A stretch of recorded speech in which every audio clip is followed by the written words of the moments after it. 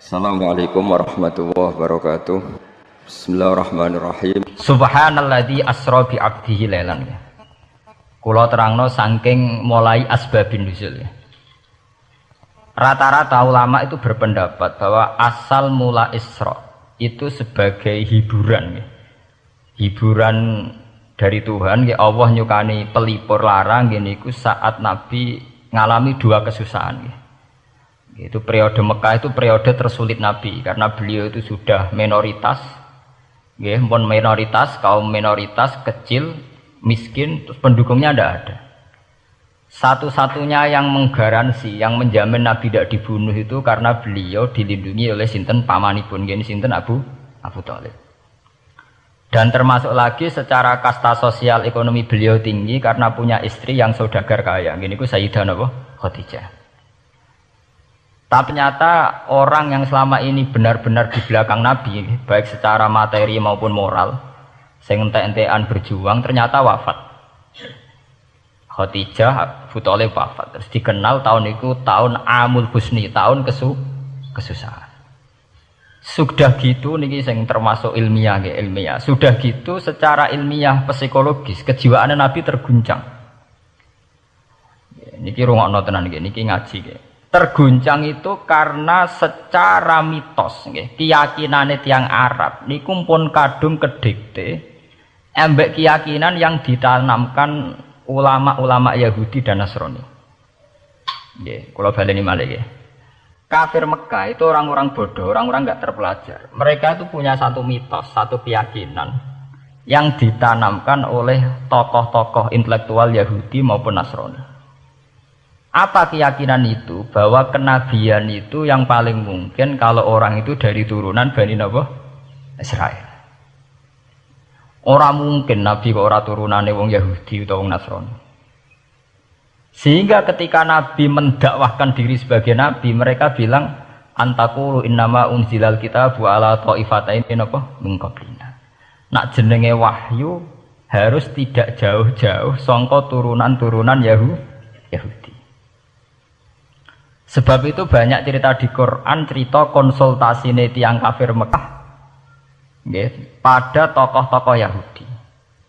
Setelah konsultasi ya disesatkan. Orang mungkin Nabi kok nemu ummiyin, bintu-bintu untuk apa? Wahyu. Podo-podo dadi Nabi rak kita, orang Muhammad. Ini kalau cerita sejarah.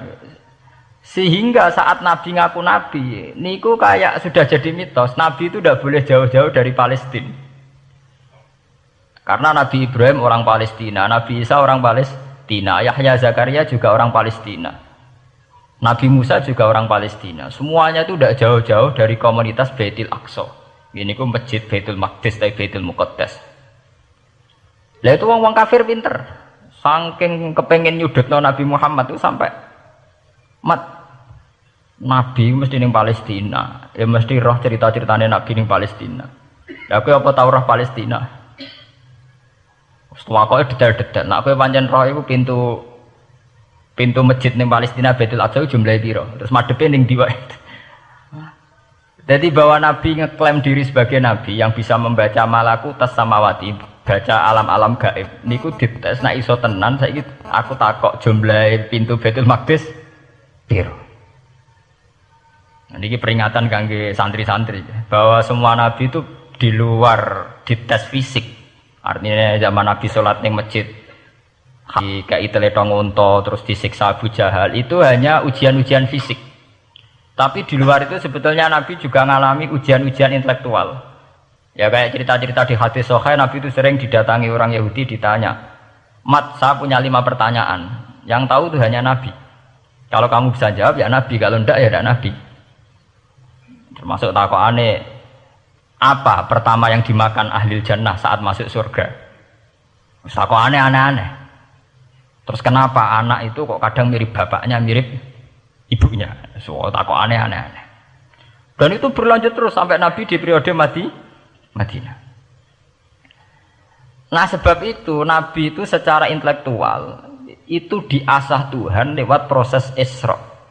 Di mana Nabi saat itu secara fasih bisa menjawab jumlah pintu Masjid Aqsa sekian. Perilaku Nabi Musa begini. wajahnya Nabi Musa begini, wajahnya Nabi Ibrahim begini. Sampai di hadis-hadis sahih Nabi bisa menjelaskan detail. Nabi Musa itu rambutnya kayak ini, wajahnya kayak ini, ada mutiwal. Itu detail sekali Nabi. Sebab itu di sini diterangkan oleh Imam Suyuti, peristiwa Isra adalah peristiwa di mana Nabi berjumpa para sinten Nabi. Itu asal usulnya kenapa? Karena sudah kayak menjadi mitos, Nabi itu tidak boleh jauh-jauh dari tradisi Yahudi, tradisi Palestina. Paham ben sampean roh asal usulnya. Tapi kemudian asal usul itu sebetulnya hanya sementara, hanya permainan politik. Mau sampean ben roh sejarah, permainan politik, manipulasi politik. Sebetulnya Nabi itu ya tidak jauh-jauh dari beliau adalah keturunan Israel. Israel itu bukan menunjuk sebuah negara loh, sampai anda salah paham. Israel dalam bahasa Quran itu menunjuk auladi Yakub. Israel menjadi negara kan baru kemarin setelah diberi kemerdekaan Inggris, paham ya? Israel sebagai negara kan baru apa? Kemarin. Sehingga istilah Israel di Quran maupun di hadis adalah menunjuk auladi Yakub. So intinya di antara anak Nabi Yakub ono jenenge Yahuda. Yahuda di turunan-turunan itu mimbani Yahuda. Niku diarani Bani napa? Israel. Ternyata setelah dirunut, Nabi Muhammad itu ada beda jauh dengan keluarga Israel. Karena Nabi adalah turunannya Nabi sinten? Ibrahim. Nabi Ibrahim niku gada putra kalih sing gada turunan gini ku Ishak kalian Ismail. Ismail kalian Nabi Ibrahim disalap teng Mekah. Ini sing disebut Quran inni askantu min dzurriyyati biwatin ghairi dzi sar'in inda baitikal muharram. Terus saking Nabi Ismail nurun-nurun ngantos Sayyid Adnan. Ya, mulane nak teng berjanji disebut wa adnanu bila raibin inda dzawil ulumin nasabiyah ila dzabihi Ismail nisbatuhu wa muntama. Secara teori ilmu nasab Sayyid Adnan jelas-jelas wa adnanu bila raibin inda dzawil ulumin nasabiha ila dzabihi Ismail nisbahu tuhu amun apa? Tama. Tapi yang menjadi masalah yaitu tadi saya sudah bilang ya. Seakan-akan Nabi Muhammad itu orang yang benar-benar berbeda dari dinasti itu, dari keturunan itu. Karena orang Yahudi, orang kafir Mekah di kepentingan menggagalkan kenabian Muhammad. Sehingga dilecehno Muhammad bin Abi Kabsah. Oh Muhammad sing cilik di rumah tukang angan wedhus. Jadi kowe nak seneng kiai kan inna akramakum indawi atqakum. Cek ben Karlan, cek Karmin pokoknya takwa ya kiai. Tapi nak lagi gedeng kiai iku kan anake Karlan kok kakean tingkah. Lah dhisik wong Mekah ya ngoten niku. Jadi nak muni Muhammad bin Abdullah bin Abdul Muthalib cek terhormat. Mereka adalah orang-orang bangsawan di seputar Quraisy. Nabi itu kastane Quraisy. Jadi kalau Muhammad bin Abdullah bin Abdul Muthalib itu cek ketok terhormat. Wong kafir pinter nang istilahna ora Muhammad bin Abdullah. Muhammad bin Abi Kabsah. Mergo cilike Nabi tau dirumat, cara kene ya Karlan ning penjara desa. Mulane Nabi tau angon wedhus, mergo tau de bapak angkat sing tukang napa? Wedhus. Lah wong Mekah pinter, dididik wong Yahudi. Kena istilahna aja Muhammad bin Abdullah bin Abdul Muthalib. Iku cek kekerenan, terlalu napa? Keren. Jadi Muhammad bin Ibnu Abi Kabsah. Di wong nak seneng Pak Harto kan Soeharto jenderal besar. Nek sing gedeng wong kemusuk kan repot ya. Oh, terus nyebut desa asli ini asal. Nek seneng bupati ya jadi bupati. Orang nomor 1 di Bojonegoro. Nak gedeng golekno asal usule. Sing ngoten mun sunatullah mulai riyen sampai kiamat ya. Sunatullah lati qad khalas napa? Min qabl. Walan tajdali sunnatillah napa? Tabdila. Ya akan begitu. Nah sehingga peristiwa Isra itu satu peristiwa rohani ya. Selain peristiwa rohani nanti akan diwajibkan sholat, juga ada peristiwa intelektual, ada pengajaran intelektual bahwa semua nabi itu harus punya tradisi yang sama, punya karakter yang sama. Jika nabi dalam proses Isra itu dipertemukan dengan Nabi Ibrahim, Nabi Musa, nabi-nabi yang lain. Dan diskusi di situ juga ada diskusi-diskusi. Paham ya? Niki penting ya, penting kalau terangaken karena kalau tanpa tradisi yang berkelanjutan ya, sing disebut tenggene thariqah jenenge as-sanad al-mu'tabar, sanad sing mu'tabar utawi nak tenggene pondok-pondok kitab disebut sanad sing muttasil. Ini nanti semua tradisi kenabian akan melenceng. Kalau melenceng itu ngeri. Karena setiap orang dia mesti ada subjektivitas sendiri, punya versinya sendiri. Sehingga semua nabi harus model istilah politik itu punya platform yang sama, punya karakter yang sama, punya model yang apa? Sama. Nah, sebab itu secara intelektual Nabi Muhammad itu dikenalkan oleh karakter para nabi-nabi dulu. Ya detail. Satu Quran 30 juz. Andai kan sampai hafal Quran. Sampai ngurunut sejarahnya coba. Kita ini kan kadung dibentuk. Artinya kita ini ya alhamdulillah sudah kadung kebentuk, tahu sejarah para nabi. Tapi asal usulnya kita tahu lewat kitab yang namanya Al-Qur'an. Supaya apa? Nabi Muhammad itu dibimbing bahwa Quran atau ajaran beliau benar-benar musaddiqal lima baina yadeh, benar-benar selaras dengan ajaran sebelumnya. Mulai ajaran yang bersifat samawi sampai hal-hal yang basariyah, yang menyangkut tabiah apa? Basariyah. Kalau contohnya ngeten, misalnya begini. Nabi Muhammad disejarahkan Nabi Ibrahim, beliau punya problem. Problem itu berupa punya bapak atau paman yang tidak Islam. Bahkan nak ning critane kiai-kiai desa dari Nabi Ibrahim cilike kon adol patung. Terus didol meniki patung, ya ora manfaati ra mudarati, mbok tuku ya karepem ora napa karepem. Mbok ono sanate mbok ora, pokoke cerita itu populer. Disejarahkan begitu. Sehingga Nabi Muhammad tahu, oh ternyata yang punya problem ngadepi keluarga itu tidak saya tok. Dulu Nabi Ibrahim juga punya problem ngadepi keluarga. Aku tak lumayan terima paman, Pak Lek, Pak De, Abu Jahal sinten? Abu Lahab. Nabi Ibrahim malah bapak. Dah gitu. Setelah itu juga diceritakan tentang Nabi Nuh, Nabi Lut, seorang nabi besar yang punya nasib sial, yaitu istrinya pengkhianat. Mereka jadi kiai di bojo judes itu tidak masalah, mulai terima kiai di bojo judes biasa. Ya itu tadi Nabi Nuh, Nabi Lut itu lebih ngeri ketimbang itu di bojo apa? Bukan kebenaran. Kita kan paling dicoba bojo judes, kan ringan banget. Paling banter mecano piring gelas itu murah banget. Begitu terus. Nabi Musa juga gitu. Diceritakan Nabi Musa, beliau adalah seorang sosok Bani Israel yang temperamental. Ya basariah sekali. Saking temperamentalnya ketika tukaran ya jotos. Mana nak kiai temperamental kadang jotosan ya ono sanate ya Nabi Musa nak tukaran ra cocok napa? Jotos. Fawakazahu Musa faqada alai. Artinya ya basariah sekali. Cerita ABG ini kubire nggih wonten saat beliau melarikan diri lala ketemu cewek loro. Ya ora wentise barang Nabi Musa, waduh mari maksiat ae terus kon. Wadek aja mlaku ning ngarepku. Nah kena angin aku roh sikile mari nafsu. Aku nabi kok nafsu barang kan ra pantes. Nah ngono ke mlaku guriku. Ya basariah sekali itu sampai detail. Terus ketika itu terus disuaka politik oleh Nabi Syuaib. Sehingga menjadi tradisi bahwa semua nabi akan mengalami problem dengan kaumnya. Kemudian disuaka politik oleh komunitas yang berbeda, yaitu komunitas Syuaib itu di luar pemerintahan Fir'aun. Sama seperti yang dialami Nabi Muhammad, komunitas Mekah itu menyiksa Nabi, bahkan mengimbargo sinten Nabi. Semua aliran dana, aliran ekonomi, akses dana, akses makanan itu ditutup di Mekah. Sehingga Nabi sampai dahar dedaunan, fisik bil jibalin apa Mekah.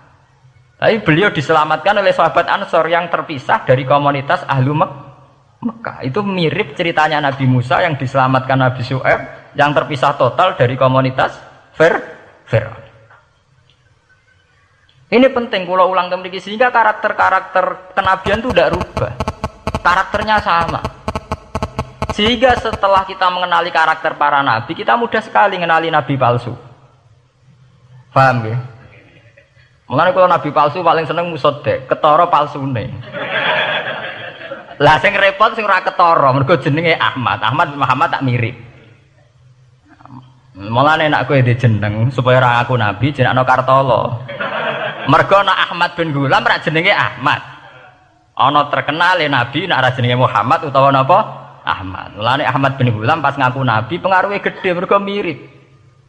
Mulane kula wingi takoki mahasiswa Jogja, "Gus, cara jenengan jeneng Jawa mbek Arab apa iki?" Nak trene akeh nabi palsu apik Jawa lah Kartolo. Karena secara kriteria kenabian ndak akan masuk. Nek anak jenenge Kartolo atau Karmin itu ndak akan masuk kriteria wong sing bakal jadi Nabi. Lah anak jenenge Ahmad tak mirip-mirip Nabi. Oh Ahmad Hulam bin Mirza wani ngaku Nabi mergo jenenge Ahmad. Musaddiq ya mergo musaddiqal lima bena ya ada. Lah anak Kartolo, Karmin, Karlan agak ono. Mulane saiki sing jenenge Jawa kudu syukur. Akan terbebas dari mengaku napa? Nabi. Lho syukur kan gak akan salah. Di barokah sampean jeneng Jawa orang arang ngaku napa? Nabi. Selamat. Kudu syukur. Paham ya? Tidak apa-apa, itu harus dinikmati. Ya itu tadi ya, karena Nabi itu punya karakter yang sama, punya tradisi yang sama, yang mirip-mirip. Itu kenapa Quran berkali-kali menceritakan sisi-sisi kenabian Nabi di luar Nabi Muhammad. Karena biar karakter Nabi Muhammad terbentuk, ya, terbentuk dengan karakter Nabi sebelumnya, tidak melenceng. Kemudian itu ditiru oleh ulama kita.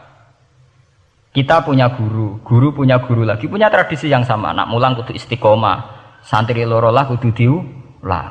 Nak sedati kiai aja mripat ijo nak roh dhuwit. Wis pokoke dilatih. Nah, tapi dari kiai saiki orang mripat ijo, mripat abang. Go dhuwit saiki abang. Dhisik dhuwit paling gedhe rak 50.000 iku rak ijo. Lah saiki 100.000 abang. Dadi saiki nak nasihati nak roh dhuwit aja mripate abang. Mergo ijo wis gak akeh saiki. Paham napa? Kena akal-akalan ngoten njen repot. Tugare kula di santri dablek, nek di bojo aja moro tangan. Kula mboten moro tangan, kula saduk, moro sikil. Kena anekdot ngono rusak. Adu-adu ning bojone. Bojone loro, bareng bojone nguwak. Kowe jare rabi Pak ning njaba, bojom jare loro fitnah. Sing bener telu. Ayo kan repot. Ketemu cangkem elek rusak kabeh. Fitnah udah nak loro. Sing bener apa? Telu. Lah sakniki mun politik ngoten enggak, saya sebagai pejabat tidak pernah mengkorupsi 1 sen pun uang rakyat. Wong edan tapi korupsi ya sak sen. Wong ra waras tapi korupsi napa? Sak sen. Ngono miliaran tok korupsi napa? Sak sen. Ya mesti ae. Beneran. Ayo, jadi zaman akhir itu kayak zaman dhisik, kayak Abu Nawas kabeh. Jadi apa-apa niku mun mboten karu-karuan. Mun ya. Wah itu permainan kata begitu niki kula penting kula terangaken nggih. Saya sebagai ahlul Quran, orang yang banyak baca Quran nggih. Itu kita akan tahu betul betapa parahnya nggih atau akibat negatifnya dari permainan kata itu. Dan itu dilegalkan Quran, disahkan Quran dalam beberapa ayat. Yaqulun apa yuriduna ayutfi'u nurallahi bi afwahihim. Orang-orang Yahudi, Nasrani, kafir Mekah itu ingin sekali membunuh Islam lewat permainan kata bi afwahihim. Yaitu tadi misalnya kalau Muhammad bin Abdullah bin Abdul Muthalib itu kelihatan keren karena masih Bani Quraisy. Tapi kalau diistilahkan Muhammad bin Abi Kabsah, wah Muhammad sing anake Karlan iku ora ummiyin.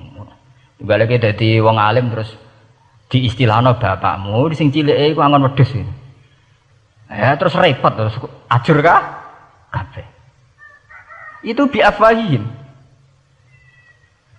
Efektivitas biafahim itu sampai tenggene Tarikhus Suyuti wonten keterangan wa min dzalika irtadda jam'un minas sahabah. Dari permainan kata yang ditanamkan orang Yahudi itu sampai banyak sahabat yang murtad. Istilahnya itu jam'un minas sahabah. Meskipun setelah murtad itu ya divonis tidak sahabat. Misalnya menyangkut nasa mansuh. Orang Yahudi pinter, du'afaul muslimin, orang-orang muslim yang imannya masih lemah. Delok le nabimu, wong kok pelin-pelane ngono. Dhisik Ka'bah madhep Baitul Maqdis. Iku wis bener iku, mergo kiblate Nabi Musa. Nabi-nabi dhisik kiblate Baitul Maqdis. Nah, saiki gara-gara dekne kangen keluargane banyak dekne cak Mekah, saiki kangen Mekah. Terus kon manggon omahe buyut-buyute. Dadi saiki kiblat diadepno omahe buyut-buyute. Kangen-kangene dhewe tunggu urusan kiblat. Jadi pas Nabi itu masih di Medina. 16 bulan Nabi salate madhep Baitul Maqdis. Suatu saat tok wahyu falan waliyana kiblatan tarduha. Fawalli wajhaka satral Masjidil Haram. Sakniki kan madhep teng Mekah. Sajane iki normal saja. Artinya normal ya normal. Tapi orang Yahudi memanipulasi bahwa itu fakta, bahwa Muhammad itu memimpin agama dengan cara tradisinya sendiri. Mergo dekne kangen keluargane ra iso muleh, terus salat madhep daerah dhewe, nggo pelipur lar. Jare sahabat sing do hafal muslimin diangen-angen ya iya. Nah niki kula peringatan tentang santri-santri ya. Sebab itu kalau sampean jadi kiai itu santri harus punya wawasan intelektual yang luas. Semenjak itu Quran mewahyukan secara nalar sejarah. Ya niku sing disebut ayat inna awwala baiti wudi'a lin-nasi lalladzi bi Bakkah mubarakah wa hudal lil alamin fihi ayatum bayyinatum maqamun Ibrahim. Akhirnya Nabi Muhammad nantang ning tokoh-tokoh Yahudi. Apa salahnya saya punya dua kiblat? Baitul Maqdis adalah kiblatul anbiya karena dulu Nabi Musa di situ, Nabi Isa di situ. Sekarang saya menghadap ke kiblat yang lain karena itu kiblatul Ibrahim dan dia lebih senior. Lebih apa? Senior. Sebelum ada Baitul Maqdis sudah ada Mekah. Mekah lebih senior, lebih tua. Terus disebut fihi ayatum bayyinatum maqamun Ibrahim. Nabi Musa, Isa adalah periode setelah Ibrahim. Sebab itu akhirnya semenjak perdebatan itu orang Islam bangga. Makanya sampai kalau ngaji hadis-hadis sahabat itu bangga. Ana miman sholla ilal qiblaten, ana miman sholla ilal qiblaten. Aku termasuk sahabat yang menangi dua kiblat. Mergo zaman madhep Baitul Maqdis ya kiblatul anbiya, madhep Mekah ya kiblatul anbiya. Artinya apa? Perdebatan ini dimenangkan oleh Nabi Muhammad bukan karena mitos atau kultus atau taklid buta, tapi memang secara sejarah kiblat tertua adalah Mekah. Ini disebut inna awala baiti wudi'a lin-nasi lalladzi bi Bakkah mubarakah wa hudalil alamin fihi ayatum bayyinatum maqamun Ibrahim. Artinya Quran tidak pakai teori mitos. Pokoknya nabi ini saiki aku ya terserah aku, itu tidak begitu. Paham ya? Tapi diterangkan secara kesejarahan bahwa asal usul Mekah jadi kiblat itu rasional sekali. Bukan karena nabi orang Mekah mboten, memang dulu-dulunya Nabi Ibrahim berkiblat di situ. Jika Quran jawab inna awwala baiti wudi'a lin-nasi lalladzi bi Bakkah mubarakah wa hudal lil alamin. Terus kula bolak-balik masalah Isra ya. Niku masalah-masalah yang selain pelipur rara itu ada petualangan intelektual, petualangan ilmiah di mana Nabi Muhammad diperkenalkan oleh Allah ya, diperkenalkan watak para nabi, pilihan hidup para nabi, bahkan tradisi-tradisi para nabi. Sehingga mangke teng hadis sahih wonten keterangan saat Nabi nyancang atau menambatkan khimar atau buruk itu ya di batu yang dulu dipakai para nabi untuk nyancang nopo khimar. Jadi tradisi itu dimulai dari barang-barang sepele. Carane nyancang buruk we nabi mirip sama dengan nabi-nabi yang apa dulu. Terus memulainya Mi'raj juga sama dengan nabi-nabi dulu. Bon niku sing secara ilmiah tarikhiyah. Sakniki sing menyangkut akidah firqah fil Islam. Nah niki kula terangno. Menurut ahli sunnah, orang yang mengingkari Isra itu kafir. Ya kafir karena dzikra fil Quran nggih. Isra itu dzikra fil Quran. Makanya tadi saya jarang sekali pakai bahasa Mi'raj. Ya, tapi nak teng Indonesia kadung menang merjep peristiwa Isra dan apa? Mi'raj. Pokoknya bahasa kadung salah, kadung menangan ya menangan. Kadung istilah Isra dan apa? Mi'raj. Sebetulnya yang disepakati ulama itu hanya Isra. Artinya yang memungkiri Isra itu kafir karena dzikra fil Quran. Lah kemudian Mi'raj. Mi'raj menurut keyakinan ahli sunnah itu terjadi. Setelah terjadi itu masalahnya biruhi wa jasadihi jami'an ma'an atau biruhi faqat. Nah, kemudian menjadi firqah-firqah yang macam-macam. Ada yang meyakini biruhi wa jasadi, ada yang meyakini biruhi napa? Faqat. Sampeyan kalau ngaji Al-Kawakibul Lama'ah karangannya Mbah Fadl atau kitab-kitab panduan ahli sunnah yang disahkan oleh NU. NU dulu pas musyawarah besar di Jemang yang dipakai panduan itu dulu yang disahkan itu Al-Kawakibul Lama'ah yang dikarang Mbah Fadl. Itu memang kita termasuk ngikuti yang biruhi wajah sadi. Tapi sebetulnya dalam kelompok yang biruhi fakot itu ada orang keren di dalam dunia ilmiah. Ini termasuk Aisyah meyakini biruhi fakot. Ya, tapi itu sudah masalah-masalah kemudian berkembang menjadi di luar masalah firqah, terus menjadi masalah said, masalah pengetahuan. Kalau masalah pengetahuan tentu kita ini terus masalah kan, artinya masalah itu kalau iman diukur dengan akal ya kadang tidak sambung. Wah itu mokal, orang dengan kecepatan sekian pasti hancur. Dan agama ukur dengan akal terus ya repot. Wong dipendem sudah dibualung ya dibualung, dibakas tangi barang. Jadi sing disoal ora mek rotok kabeh napa? Disoal. Manjen masalah manusia itu masalah-masalah sing ya begitu. Oke. Mbon niku mboten penting. Nah, itu terus kemudian menjadi firqah. Terus kemudian ada hadis-hadis yang menerangkan proses Nabi dialek dengan para nabi. Kayak ketemu Nabi Musa, Nabi Ibrahim, terus Nabi Idris, Nabi Isa, Nabi Musa. Itu terus diterangkan di hadis-hadis sahih. Ini kalau balik tentang keterangan wau, sebetulnya pertemuan-pertemuan ini itu dimaksudkan Nabi biar punya tradisi yang sama dengan nabi-nabi sebelumnya. Karena ini penting ya. Sama esro rasane dadi kiai. Niku kroso banget. Misalnya kita akan dididik ala pesantren misalnya. Kita punya kiai-kiai yang punya tradisi. Misalnya nak rawong nakal, wong minum, astagfirullahaladzim, wong kok ngono kan gitu. Ya hanya begitu. Sehingga wis kaya identik angger kiai NU atau amalia NU iku rawani naboki wong sing nyabu. Ya rawani nyaduki wong sing lagi minum. Kemudian itu dianggap satu kekurangan atau apa, walhasil kemudian lahir kayak FPI, orang yang tidak menerima metode itu. Tapi sudah kayak ada janjian tuh begitu, kiai paling anti kemungkaran lah itu. Masa kiai paling kerengo sapa mbok terkenal kerengo. Mereka tidak punya catatan repot bahwa mereka pernah jotosi wong minum. Masih sing sering jotosi santri lah itu tetap rata ono terkenal jotosi napa? Wong sing mabuk, wong sing minum. Itu sudah kayak tradisi. Dulu zaman Basim Asari Jombang terkenal ijo be abang, yang wabang ya abangan tenan. Sing ijo. Tapi tidak ada catatan sejarah kiai jotosan be pemabuk. Ya memang kayak kita sudah punya tradisi arah kemungkaran itu menang kalah itu lewat proses bil hikmati wal mau'izatil hasanah. Kita ini kayak punya tradisi arah kemungkaran milih model Nabi wa mahdi qaumi fa innahum la ya'lam. Itu ya kayak ada janjian begitu. Meskipun kita sebagai orang alim ya tahu nahi mungkar itu wajib. Nahi mungkar itu begini-begini, tapi ya praktek kita tidak pernah begitu.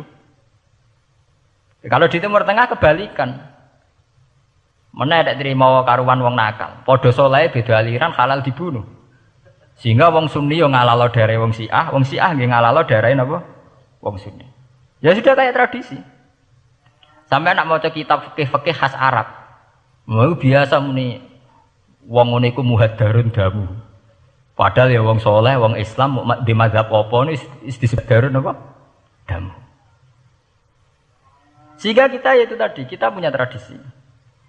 Saya tuh kalau sedang tahajud, matehai para wali-wali songo atau apa. Itu yang terpikir di saya itu hanya satu. Agama Islam itu lahir lewat Quran dan hadis. Tapi kemudian tahu-tahu tetap berimprovisasi, berkembang sesuai tokoh yang membawa. Sampai kalau melihat Islam di India dulu sampai perang besar-besaran, kemudian zaman Abul A'la Al-Maududi, zaman periode Muhammad Iqbal, sampai India pecah, kemudian jadi Pakistan yang bernegara apa?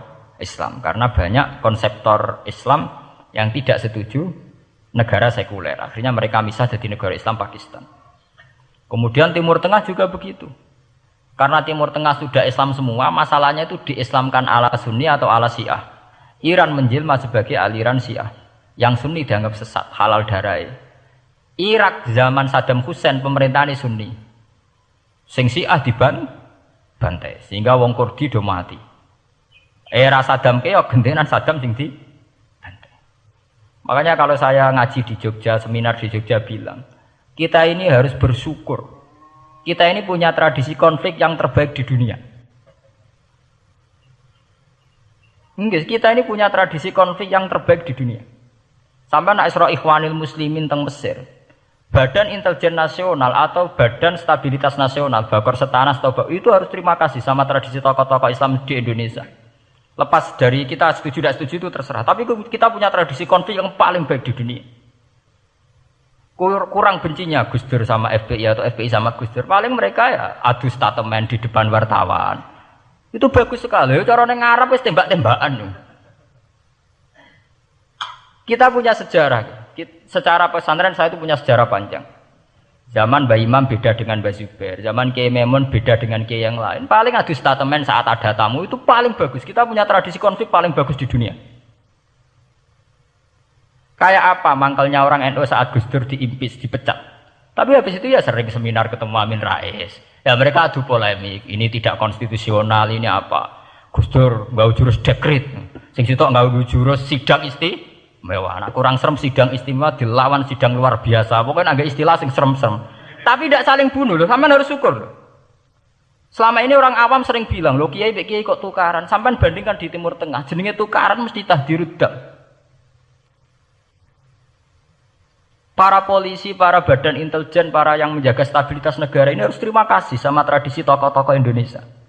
Yang namanya di Mesir, di Irak, di mana-mana jenenge tukaran mesti melibatkan pertumpahan darah. Saat Arab Saudi jadi Wahabi itu besar-besaran pembunuhan apa pengusiran orang-orang Sunni. Tapi di Indonesia enggak, di anarkis. Paling itu tadi adu polemik. MLB dilawan MLB itu masih keren sekali, tidak apa-apa. Itu lebih baik ketimbang adu jotos atau adu hizib lah. Itu masih bagus. Nenda ini sampean biar paham, biar syukur jadi bangsa Indonesia. Kita punya tradisi konflik yang baik. Sama nak istroh peristiwa teng Irak, ya, teng Sudan, teng Khartoum, teng Darfur. Itu kan orang Islam semua. Gara-gara beda mazhab saling bunuh. Di Mesir ya gitu, Ikhwanul Muslimin dengan pemerintah dan sebagainya. Hatta saya sebesar Sayyid Qutb, sing tokoh populer mohon kak budutnya boten jelas. Di Indonesia bagus sekali. Kita menangi zaman secara sejarah, ya. Kita menangi bedanya dulu Ahmad Hasan dengan tokoh-tokoh NU. Kulo nu menangi secara sejarah sering baca. Terus zaman anyar-anyarane NU asas tunggal, bedanya Gus Dur dengan Kiai As'ad. Sak mangke bedane PKB dua versi. Mereka menyelesaikan secara beradab. Lewat pengadilan, kok pengadilan kalah lewat MA, ya beradab sekali. Kita harus bersyukur. Dibanding penyelesaian konflik kayak di Irak, kemudian ngundang Amerika, akhirnya sekarang kacau balu. Di Timor Leste yang latihan bikin rambut Hurtadi suduk. Indonesia paling banter ngobong fotonya SBC. Ya masih terhormat, masih artinya masih beretika. Kita harus syukur punya bangsa yang beradab. Wong ras tujuan antar kiai ya rasan-rasanan. Kiai kok ngono, sing tok kiai kok ngono. Engko sing kiai tengah-tengah ayo ono sing ngono, ono sing ngene dadi. Sing ra melok-melok biasanya terus milih amane, ya ono sing ngono ono sing ngene. Jadi artinya kita yang baik. Saya itu berkali-kali ngaji ya. Sampean kalau sering baca Quran dan menghayati, artinya ora maca Quran pelang-pelang ora karepe, menghayati. Saya itu sekarang sesadar-sadarnya, saya masih belajar. Ini jamaah sini harus tahu. Saya hingga detik ini masih belajar. Entah itu lewat belajar baca Jalalain atau belajar merenung maupun belajar lewat yang lain.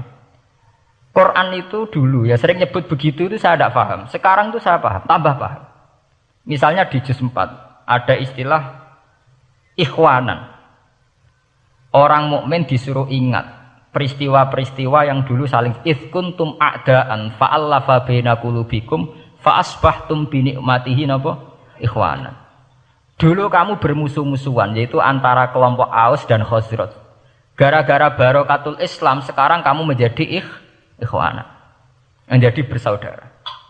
Sampean kalau melihat TV merunut konflik di Irak, sering ada bom bunuh diri, itu kan ada asal usulnya. Memang sekarang orang menimpakan kesalahan itu pada pasukan multinasional yang dipimpin Amerika dan Inggris. Tapi sebetulnya ada usul-usulnya. Sampai Amerika bisa masuk karena orang Irak tidak ikhwanan. Tidak apa? Yaitu ada Syiah, ada Sunni, mereka saling menikam, saling bunuh. Sehingga karena ada ikhwanan ini pihak ketiga masuk, yaitu tentara multinasional. Makanya saat di Jogja ditanya, cara jenengan sebuti menyangkut Ahmadiyah, menyangkut konflik di Jakarta, saya bilang, sekarang setiap orang bikin forum apa, forum, ya itu baik, kalau niatnya baik-baik. Tapi andaikan saya ditanya Tuhan nanti, hak kowe iku kelompok apa? Pokoknya anggar NU atau Muhammadiyah ajak mayoritas, kamu milih salah sitok itu. Bukan karena saya oportunis milih yang besar, itu lebih baik, lebih maslahat. Karena kalau setiap orang merasa benar bikin kelompok sendiri akan menjadi kelompok banyak. Dan saat menjadi kelompok banyak, tentu konflik lebih tidak terpola. Tidak apa? Terpola. Umpama Hasim tukaran mbek Din Samsudin itu terpola. Tapi nek angger wong ngrasa duwe ketua dhewe tidak terpola. Bagaimanapun ikhwanan harus disyukuri. Nggih, dalam kondisi berteman. Sebab itu Nabi sering ngendikan ilzamu jamaahirul muslimin wa man sadza sadzafin. Mbok kamu itu ikut kelompok mayoritas saja. Jamaahirul muslimin cara bahasa netralnya mbok ya kamu itu ikut kelompok mayoritas saja. Karena kalau orang merasa benar kemudian bikin kelompok sendiri itu tidak ada selesainya. Lah aku lah cara nuruti GR sebagai kelompok dhewe. Wong aku ya di umat, di pengaruh sing nyucup wis akeh. Tapi kalau semua orang merasa begitu kan repot. Mursid di kelompok dhewe, tukang toreko di kelompok dhewe, tukang ngaji di kelompok dhewe. Modal kitab pirang-pirang sesuk ana jamaah Jalalain, jamaah Muin, jamaah Fathul Wahhab. Sing ora iso ngaji, jamaah tahlil, jamaah istighosah. Ora ana bar itu. Saya tuh kalau ditanya di Jogja, meskipun saya kritis, artinya kritis itu mungkin terhadap satu fenomena kita tidak setuju atau Muhammadiyah dalam banyak hal atau satu dua hal. Itu tidak menjadi alasan kita untuk tidak mengikuti mainstream. Karena kalau mainstream ini dilanggar, itu kita tidak akan ikhwanan. Dan akibat negatif dari tidak ikhwanan adalah kayak kasus Iran. Iran itu kenapa tidak mudah diserang Amerika padahal punya nuklir? Karena mereka seragam Syiah semua. Itu lebih gampang, lebih susah. Lawan itu apa? Susah. Arab Saudi juga mudah diadu karena karuan seragam Wahabi semua. Kita tidak bicara itu ya akidah. Mungkin kamu bisa debat Wahabi itu benar apa enggak. Tapi karena relatif aman, nggak diacak. Indonesia juga gitu. Kenapa tidak banyak konflik? Karena orang itu Islamnya kalau udah NU ya Muhammadiyah. Buat cocok ra cocok boleh milih. Itu lebih mudah. Ketimbang ada faksi-faksi baru kemudian stabilitas menjadi tambah kacau. Nah, di sini pentingnya ngaji. Karena dari ngaji itu kita akan kembali ke ma'rifatullah, ngerti Allah yang sebenarnya. Sebab itu di surat Isra disebut pada akhirnya ngaji itu apa? Subhanalladzi asra bi 'abdihi lailam minal masjidil haram ilal masjidil aqsa alladzi barakna haulahu. Tujuan akhirnya linuriyahu min ayatina. Bahwa Mi'raj itu hanya bagian kecil yang dingertikan kita betapa dahsyatnya kekuasaan Allah Subhanahu wa taala.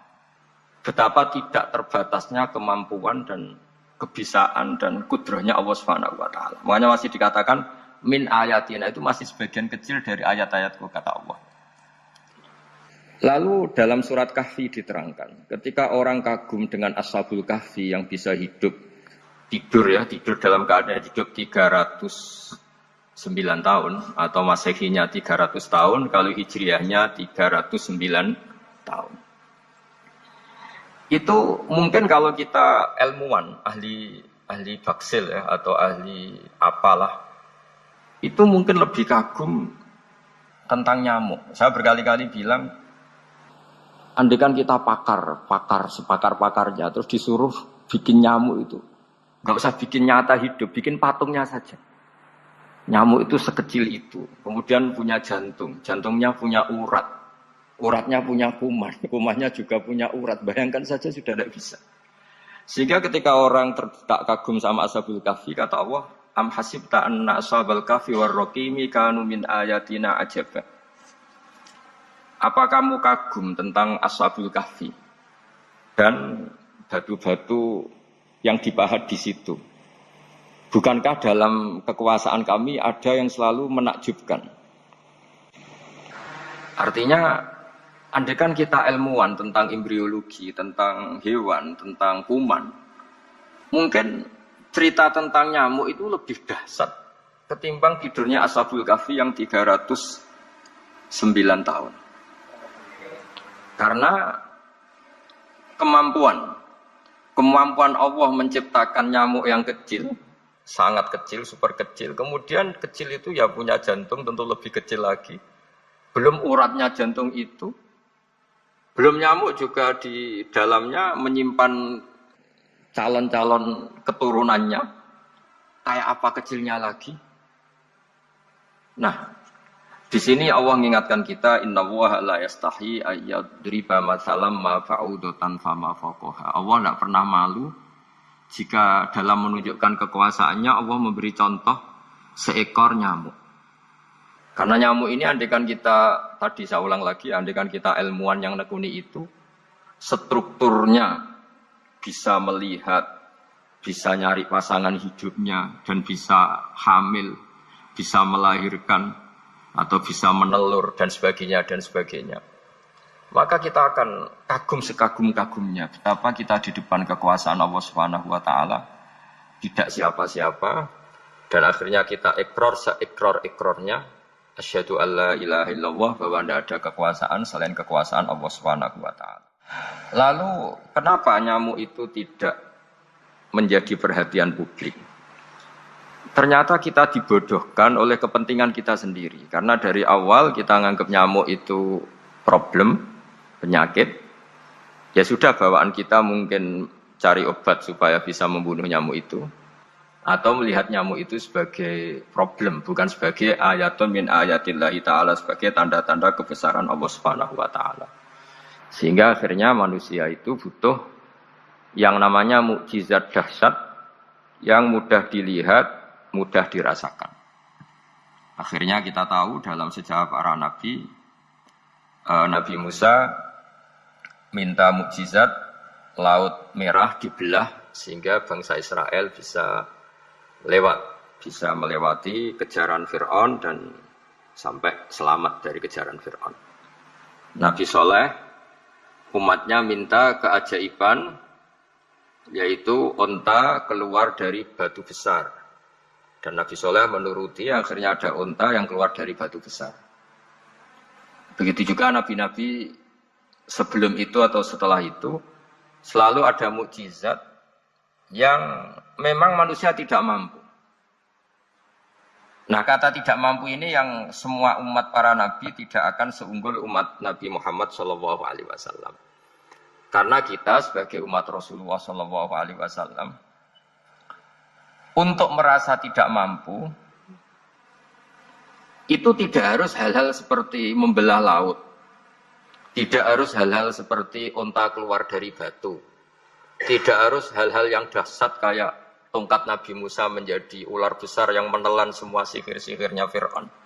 Kita sebagai umatnya Nabi selalu tiap hari bilang innallaha ala kulli syai'in qadir, hanya Allah yang mampu. Allah mampu atas segala hal. Melihat nyamuk kita iman, melihat hal-hal kecil. Karena kita ketika melihat nyamuk itu mesti kita itu kok hebat nyamuk tanpa rapat, tanpa ada gaji dari Kemenku bisa populasinya dijaga. Padahal musuhnya banyak. Musuhnya nyamuk itu umat manusia yang katanya makhluk paling cerdas di dunia. Tapi tidak juga bisa menghabisi nyamuk. Mungkin mereka juga rapat terus untuk menjaga ketahanan populasinya. Jadi andaikan kita pakai ayat tadi, innallaha la yastahi ayyadriba masalam ma ba'udah. Allah itu tidak pernah malu untuk menunjukkan kekuasaannya. Cukup misalnya kita belajar tentang nyamuk. Sudah sekecil itu punya mata, matanya punya saraf, punya urat. Terus sekecil apa? Sudah gitu nyamuk sendiri punya kuman. Kalau nyamuk sendiri kecil, terus kumannya sekecil apa? Terus organ tubuhnya seberapa? Ini sudah kedahsyatan yang luar biasa yang menjadikan kita iman. Innallaha ala kulli syai'in qadir. Allah sendiri yang maha kuasa. Sehingga kembali ke tadi, peristiwa Mi'raj yang super dahsyat pun kata Allah masih dikatakan linuriyahu min ayatina. Hanya untuk menunjukkan sebagian dari ayat-ayatku, bukan mewakili semua ayat-ayat kekuasaan Allah Ta'ala. Tapi sebagian, min itu tab'id sebagian. Lalu sebelum kita jauh belajar, kita sendiri juga, saya sendiri masih belajar. Kehebatan Rasulullah SAW, Nabi akhir zaman, kenapa hebat? Itu diantaranya adalah karena mukjizat tongkat itu pada akhirnya diletakkan di museum. Orang melihat, terus gaya-gayanan kuat ke Turki, atau bisa melihat langsung di museum. Dan setelah melihat, kadang-kadang kita ragu, masa tongkat ini betul itu. Kalau setelah misalnya yakin, bisa dipakai lagi enggak ya? Jadi hal-hal yang mengundang pertanyaan sekaligus keraguan. Beda dengan ajaran Rasulullah Muhammad SAW. Ketika Nabi cerita betapa kekuasaan Allah itu super dahsyat, buktinya ya nyamuk tadi. Kayak apa susahnya bikin nyamuk? Sudah kecil, punya organ tubuh tentu lebih kecil, punya urat lebih kecil lagi, punya kuman yang lebih kecil lagi, dan kuman itu juga punya organ tubuh lebih kecil lagi. Itu mbok kamu udah usah ke Turki, kamu hidup di kampung, di pedalaman, sudah menyaksikan anna wa ala kulli syai'in qadir, bahwa Allah itu maha kuasa. Nah, ngaji bareng ya, ngaji seperti ini. Saya termasuk kiai yang selalu berkampanye supaya orang ikrar seikrar-ikrarnya bahwa kita ini di tangan Allah Subhanahu wa taala. Saya kemarin ngaji sama orang-orang Grab, juga barusan 3 hari yang lalu, 4 hari yang lalu ngaji sama teman-teman disabel atau difabel. Karena mereka kalau dibahasakan disabel gak mau, tapi komunitas internasional mintanya dis pakai bahasa S, tapi kita di Indonesia pakai difabel. Akhirnya kita tahu, ternyata orang yang kita kira menderita karena fisiknya, ternyata kadang lebih bahagia. Karena Allah bisa mengalihkan pikiran untuk positif. Saya berkali-kali guyon di depan para tamu. Saya pernah punya tamu itu perempuan gak cantik miskin lagi. Itu nyata ya, Gus doakan supaya suami saya kaya. Terus saya bilang, memangnya kalau sudah kaya ngapain itu? Ya paling tidak rumah saya diganti, mobil saya diganti. Tapi nanti akhirnya ngevaluasi Anda juga ingin diganti. Gitu. Karena setelah rumahnya mewah, pakai mobil mewah, pasti yang dievaluasi bukan rumah dan mobil, tapi Anda. Kok nggak pas ya wajah gini di rumah saya? Gitu. Kok nggak pas wajah gini kok di mobil mewah? Akhirnya ibu-ibu tadi sudah Gus nggak jadi. Jadi mungkin barokahnya pandemi itu nanti Ibu Menteri itu jadi kelihatan hebat karena ada pandemi kok Indonesia bertahan. Saya kalau nggak ada pandemi kan ya biasa aja, memang normal. Kiai juga gitu, diuji santri yang kadang beli, umat yang nggak jelas. Itu memang ujiannya. Kalau nggak ada ujian ya nggak keren. Kayak ya biasa aja lah kita hadepin, ya kita tadi kata Bu Menteri ya kita ikhtiar dan berdoa. Lalu saya ulang lagi. Jadi logika itu bisa pakai analogi. Analoginya tadi, salah Anda kalau mengatakan cincin ini lebih kuat ketimbang kertas. Yang benar adalah secara materi ini lebih kuat ketimbang kertas. Tapi soal nanti kekuatannya sampai kapan terserah yang punya. Bisa saja saya punya rencana besok ini saya luluhkan, saya hancurkan. Yang ini saya simpan. Kayak apa dulu dinosaurus itu kuatnya kayak apa? Habis. Ayam yang selemah itu sampai sekarang masih ada. Karena Allah menghendaki dinosaurus diakhiri, sementara ayam tidak. Kayak apa nyamuk itu yang musuhnya orang seluruh dunia. Ditemukan apa, mulai begon apa, tapi sampai sekarang bertahan. Apa kita perlu konsultasi sama nyamuk gimana ini kok bisa bertahan, resepnya apa? Karena Allah menghendaki itu disisakan masih. Nah, kemudian kenapa ada peristiwa Isra Mi'raj? Saya termasuk orang yang sering menulis tentang fikih sholat, tapi nulis saya untuk diri saya sendiri tak pakai ngaji. Tidak, saya bukukan, memang saya sengaja karena ribet biasanya penerbit itu. Terus bicara royalti apa, kita kan mulai kecil dilatih ikhlas, jadi kalau komersial itu jadi bingung. Karena tidak biasa komersial, jadi kalau diajak komersial itu malah jadi bingung. Nabi ketika Mi'raj, ini yang jarang dikaji. Sebetulnya kalimat-kalimat dalam sholat, pertama Rasulullah Muhammad SAW ketemu Allah, itu Nabi maju. Maju ini Jibril sebenarnya mau ikut. Karena Nabi bilang, ya Jibril jangan tinggalkan saya sendiri. Terus kata malaikat Jibril, sudah makam saya sampai sini, kelas saya sampai sini aja. Tidak, kamu harus nemani saya. Ketika memaksa nemanin, beliau tidak kuat. Di beberapa riwayat dijelaskan sampai beliau pingsan, sampai beliau tidak sadar. Akhirnya terus ada ayat wa ma minna illa lahu maqamun ma'lum. Kita punya kelas tertentu yang enggak levelnya sampai sana. Akhirnya Nabi masuk wilayah itu, area itu. Dan Nabi ngendikan at-tahiyatul mubarakatus sholawatut thayyibatul lillah. Kira-kira maknanya semua kehormatan, semua kebaikan, semua yang bersembah suci itu milik Allah Ta'ala. Lalu Allah menjawab, Assalamu alayka ayyuhan nabiyyu wa rahmatullahi wa barakatuh. Bahwa kamu Muhammad mendapat salam dari saya, mendapat semua kehormatan, semua keselamatan. Kemudian Nabi itu karena sebagai hamba yang tidak egois, tidak ingin kalau nikmat dirasakan sendiri, tidak ingin kalau sedang senang beliau sendiri yang merasakan, Beliau ngetikan assalamu alayna wa ala ibadillahi sholihin. Ya Allah tolong bahwa status selamat itu tidak hanya milik saya tapi milik siapa saja yang soleh. Soleh itu ya sesuai kelas masing-masing. Setelah itu para malaikat melihat kebaikan Nabi yang seperti ini, melihat mentalnya atau keinginannya yang luar biasa untuk baik kepada semua orang, wa ala ibadillahi sholihin. Terus malaikat saat itu rame-rame bersaksi asyhadu alla ilaha illallah wa asyhadu anna muhammadar rasulullah. Catatannya apa di sini? Bahwa ternyata kesaksian tentang syahadat itu dimulai rasa tidak egois. Merasa bahwa rahmat ini harus dirasakan semua orang. Wa ma arsalnaka illa rahmatan lil alamin. Jadi rahmat ini harus dirasakan banyak orang. Kita tahu misalnya Islam melarang narkoba misalnya. Memang narkoba itu mengganggu. Hampir semua kecelakaan rata-rata faktor supir itu narkoba. Begitu juga pembunuhan yang sadis. Rata-rata efek dari pengaruh narkoba. Sehingga Islam keras sekali tentang narkoba. Dan alhamdulillah di Indonesia ditangani BNN yang sangat serius melawan narkoba. Nah, keputusan Islam melarang narkoba itu keputusan yang luar biasa, yang menjadi berkah bagi semua. Begitu juga keputusan Islam tentang melarang zina, melarang perbudakan, melarang penipuan. Dan Islam mendukung misalnya gerakan nikah, gerakan adil, gerakan keseimbangan dan kemanusiaan. Sehingga agama ini akan dinikmati siapa saja karena ajarannya. Lalu agama ini bisa nikmat, itu solusinya gampang menurut Rasulullah, yaitu sholat. Nabi itu kalau pusing menghadapi banyak hal, itu mesti keluar masuk. Terus tanya sama istrinya, kapan waktunya sholat? Kapan Bilal datang? Dulu kalau mau waktu sholat, Bilal datang, ngetok pintu Nabi, ya Rasulullah sekarang waktunya sholat.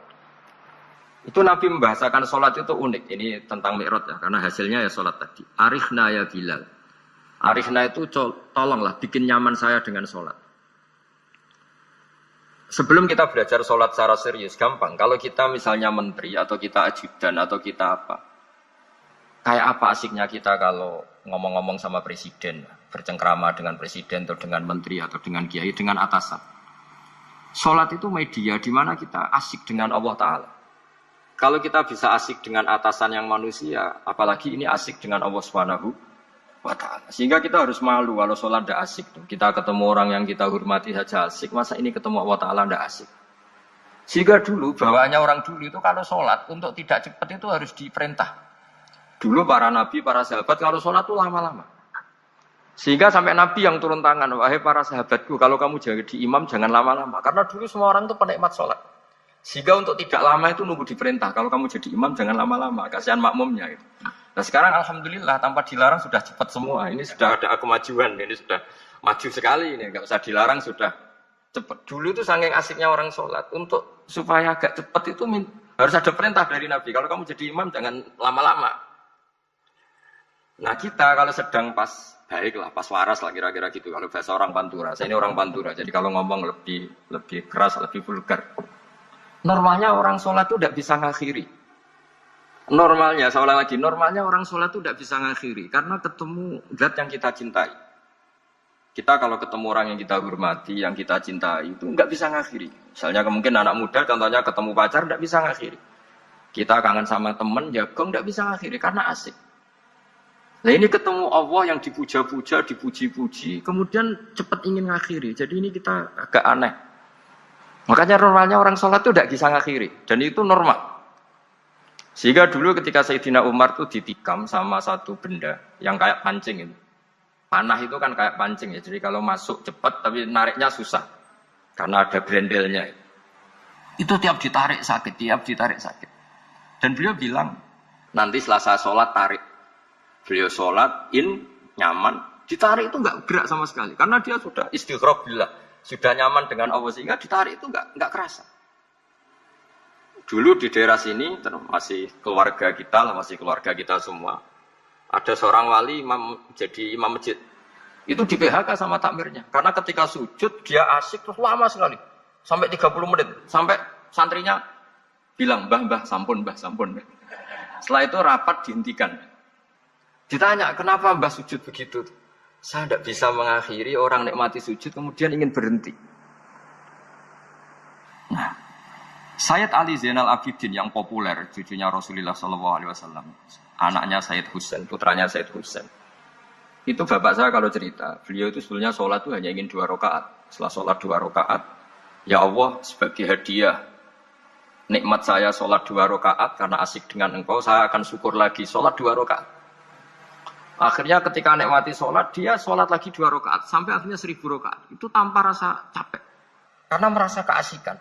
Masa momen seasik ini kemudian saya tinggalkan ya Allah. Akhirnya sholat lagi. Sehingga ada seorang wali ditanya, kamu ingin masuk surga? Tanya, di surga ada sholat enggak? Enggak ada kan? Wah kalau enggak ada sholat saya enggak masuk surga. Terus dibilang, ya sholat aja. Terus dia mau masuk surga. Kalau kita akan kebalikan, kita ini masuk surga itu sebetulnya kita ngawur sekali.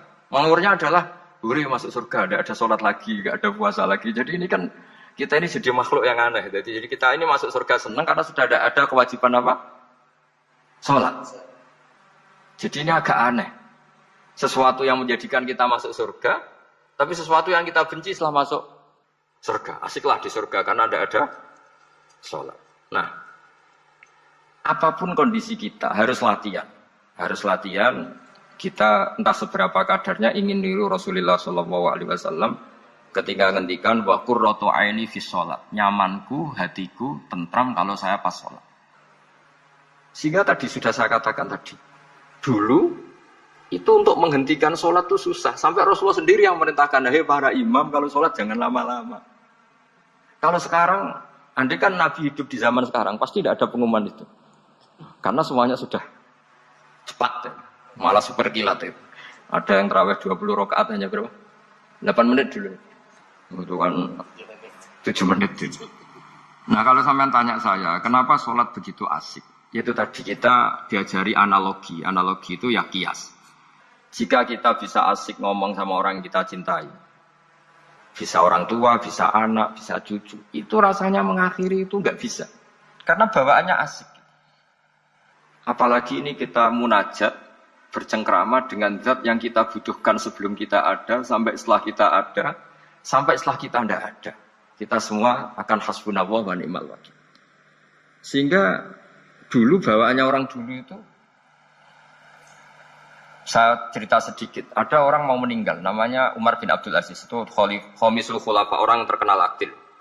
Ketika mau meninggal, senangnya bukan main. Ditanya, kenapa engkau senang? Memangnya kalau saya mati mau kemana? Ketika saya hidup dengan segala nikmat itu ya karena Allah Ta'ala. Saya nanti mati ke zat yang sama. Dikelola oleh zat yang sama, yaitu Ar-Rahman Rahim. Dulu saya disayangi Allah, paling setelah mati juga disayangi Allah. Karena yang jadi Tuhan setelah mati, Tuhan yang sama ketika di dunia, yaitu Rahman Rahim. Cerita legenda yang lebih dasar dari itu, masyhur itu Jalaluddin Ar-Rumi. Ketika dia mau meninggal, semua muridnya nangis, beliau marah. Kenapa kamu menangis? Ya karena guru mau meninggal. Kamu itu ngawur sekali. Saya ini sudah lama menunggu hari seperti ini, bisa ketemu zat yang saya cintai, malah kamu menangis. Ayo kamu nari sebagai pesta kematian saya. Tapi ini nggak bisa ditiru ya, karena kalau kita niru, nggak usah dilarang juga nggak bisa niru kayak kita. Cuma saya maklumatkan jangan ditiru, meskipun nggak usah dilarang juga nggak akan bisa niru. Sehingga orang-orang dulu itu bawaan kalau mau kabundut itu ya asik. Rasulullah SAW ketika mau wafat, intaqala ila rafiqil a'la, itu ditanya sama istri-istrinya, lalu engkau mau kemana? Kata Nabi, sebelum sekian hari, beliau setiap khutbah ngendikan, ini ada hamba yang disuruh milih Allah antara di dunia dan bertemu Allah. Kalau kamu jadi hamba itu milih mana? Di dunia yang penuh problem ini, apa milih ketemu Allah yang Rahman Rahim? Yang hubungannya dengan kamu itu ngasih dan ngasih. Kamu tidak mungkin kan hubungan dengan Allah memberi, kamu bisa apa? Kita hubungan dengan Allah pasti hanya mendapat. Dikasih nyawa, dikasih oksigen, dikasih bumi tidak bayar, dikasih air juga tidak bayar. PDAM dikelola siapapun bayar, oksigen di rumah sakit bayar. Hubungan kita dengan Allah tidak pernah bayar oksigen, tidak pernah bayar sewa bumi. Punya kolam renang laut seluas itu ya tidak pernah bayar. Udah gitu kolam renangnya menghasilkan ikan. Kalau kita kan semuanya utang jasa sama Allah, dan reputasi Allah itu dengan kita hanya memberi, tidak pernah meminta. Akhirnya hubungan-hubungan inilah yang menjadikan terus semua sahabat jawab, ya kalau kita jadi hamba itu pasti milih Allah lah. Jadi Nabi itu saking pinternya orang, supaya orang siap dengan keberangkatan beliau itu dibikin satu taksis, satu apa? Kalau orang Jawa bilang itu dikai persemon, dikai mukaddimah. Supaya orang-orang itu siap kalau Nabi ngendikan. Kalau kamu seorang hamba disuruh ketemu Allah sama hidup di dunia yang fana ini milih mana? Ya milih ketemu Allah. Ketika akhirnya Rasulullah wafat, ternyata orang itu adalah Rasulullah. Ya akhirnya sahabat bilang, ya iyalah masa dengan kita sama Allah milih ketemu kita, pasti milih ketemu Allah. Nah, sholat itu mi'rajul mukmin. Sholat itu adalah cara seperti itu. Kita manja dengan Allah meskipun dengan segala problem ketika itidal kita tetap memaklumatkan Rabbana lakal hamdu mil'us samawati wa mil'ul ardi wa mil'u ma syi'ta min syai'in ba'du. Engkau zat yang selalu layak dipuji di langit maupun di bumi. Dan langit bumi ini karena terbatas masih ditambahi wa mil'u ma syi'ta min syai'in ba'du. Dan seluas apa saja engkau kehendaki. Apapun hebatnya langit bumi ini tetap terbatas, ada ruang dan waktu. Makanya ditambahi wa mil'u ma syi'ta min syai'in ba'du. Dan segala puji ini memenuhi semua yang engkau kehendaki. Saya berkali-kali bilang kalau hubungan dengan Allah nyaman, caranya gitu. Kalau kita sakit, bayar oksigen. Kalau kita butuh air, bayar PDAM. Allah itu tidak pernah nyuruh kita bayar. Apa saja hubungan dengan Allah. Nah, sholat itu maklumat bahwa kita apapun problemnya, alhamdulillah rabbil alamin. Kita maklumatkan terus bahwa kita bersyukur. Lalu kita Rabbana lakal hamdu. Makanya saya sering kalau disuruh Gus doain supaya pandemi cepat berlalu. Saya ini kan kalau kiai ya. Kiai itu tidak apa ya. Saya pernah di Jogja pas gempa. Ya orang-orang ya susah. Saya ini caranya susah saja sampai tidak tahu. Karena bukan karena sombong ya. Karena ya mau apa gitu. Memang nggak bisa apa-apa kan kita manusia. Jadi saya mohon sholat ini jadi media yang luar biasa. Jadi di antara makalah Imam Syafi'i paling terkenal itu fasihan idama kana fi dzikri rabbih wa fi ma siwahu kana fin nasi ajama. Orang baik itu orang yang fasih. Fasih itu lantang dan cerdas dan vulgar dan nyaman ketika ngomong tentang Allah. Salat itu semua hubungan kita ngomong dengan Allah. Misalnya kabira walhamdulillah kabira. Hanya Engkau yang maha besar ya Allah. Orang yang katanya terkuat di dunia karena presiden superpower misalnya. Nyatanya waya mati ya mati. Kalau nggak makan lemes. Jadi orang kita sadar, yang katanya orang terkuat, paling hebat, kalau nggak makan lemes. Artinya ternyata hanya sekuat itu. Dia bisa instruksi seluruh dunia misalnya untuk apa. Ya. Tapi coba apa dia kuat nggak makan 2 hari. Makanya hikmah puasa itu orang tahu. Ternyata makhluk yang paling mulia itu manusia. Kalau nggak makan nasi 1 piring itu ya mati. Berarti hidup nasi sama manusia. Nanti kalau nasi bilang, saya tidak butuh kamu. Tapi kamu butuh saya, itu habis kita sudah. Makanya ketika ada orang yang mempertuhankan manusia, itu Allah cara menafikan itu hanya bilang kana yakulanit to'am. Yang kamu tuhankan itu makan. Hanya makan itu kalau dia tidak makan lemes. Jadi kiai itu atau manusia-manusia yang dekat Allah al-arif billah itu ketika mengatakan kabira walhamdulillah katsira subhanahu wa bukrata wa asila itu kelihatan. Makanya Quran kalau mencibir kita, falola in kuntum ghaira madirin tarji'unaha in kuntum shadiqin. Kalau kamu merasa dikjaya, mbok jangan mati, mbok jangan tua. Sudahlah hidup terus. Dikjaya kok mati gak keren. Orang top kok mati itu gak keren. Jadi apa cara gojlek itu ya sudahlah kalau kamu hebat jangan mati kata. Nah, salat itu mengingatkan itu terus. Sampai kita bilang inna sholati wa nusuki wa mahyaya wa mamati lillahi rabbil alamin. Gusti, saat ini saya ikrarkan hidupku, matiku, semuanya terserah Engkau. Nah, lagi-lagi tadi, ketika kita bilang cincin ini lebih kuat ketimbang kertas, Anda salah. Karena itu hanya secara materi. Kuat tidaknya terserah yang mengendalikan. Karena saya punya rencana menghancurkan cincin ini, besok mau saya lebur, sementara saya mau mengabadikan kertas ini. Nah, disinilah terus kita diajari misalnya di surat Yasin yang populer, Allah itu siapa? Allah itu subhanalladzi biyadihi malakutu kulli syai', yang mengendalikan semua sesuatu. Makanya sholat itu menjadi penting. Saya sendiri termasuk orang yang jarang imami ya, saya selalu jadi makmum. Jadi andekan Mas Zakaria di sini saya juga makmum.